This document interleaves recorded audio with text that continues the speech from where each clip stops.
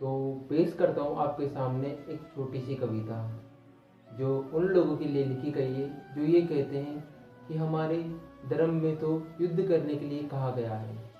तो कविता कुछ इस प्रकार है। जो होना चाहिए था अंतिम विकल्प, जो होना चाहिए था अंतिम विकल्प, उसे बना रखा है प्रथम हल। जो होना चाहिए था अंतिम विकल्प, उसे बना रखा है प्रथम हल। केशव भी नहीं चाहते थे कि भीषण युद्ध लड़ा जाए, केशव भी नहीं चाहते थे कि भीषण युद्ध लड़ा जाए। लाशें रण में पड़ी रहे, लाशें रण में पड़ी रहे, गिद्ध नोच नोच उनको खाए। इसलिए शांति का दूत बन गए थे वो समझौता करने, इसलिए शांति का दूत बन गए थे वो समझौता करने। पांडवों के लिए केवल और केवल 5 गांव का सौदा करने, पांडवों के लिए केवल और केवल 5 गांव का सौदा करने।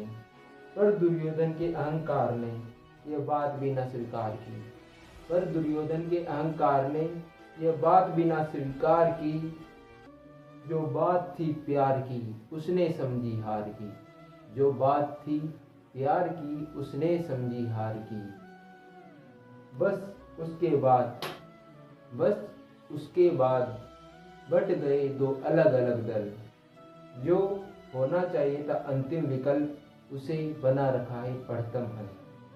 गीता में कृष्ण ने अर्जुन से कहा, गीता में कृष्ण ने अर्जुन से कहा, तुम युद्ध करो, या तो रण को जीत लो नहीं तो रण में मरो, या तो रण को जीत लो नहीं तो रण में मरो। पर अर्जुन ने श्री कृष्ण की बात ऐसे ही नहीं मानी थी। सवाल किए थे जवाब सुने थे, सवाल किए थे जवाब सुने थे, जवाबों पर फिर सवाल किए थे, सवाल किए थे जवाब सुने थे, जवाबों पर फिर सवाल किए थे। हे केशव, हे केशव, इस युद्ध से कैसा होगा हमारा कल, हे केशव, इस युद्ध से कैसा होगा हमारा कल। जो होना चाहिए था अंतिम विकल्प, उसे बना रखा है प्रथम हल। जो होना चाहिए था अंतिम विकल्प, उसे बना रखा है प्रथम हल। तो कैसी लगी आपको ये कविता, कमेंट में ज़रूर बताएं। धन्यवाद।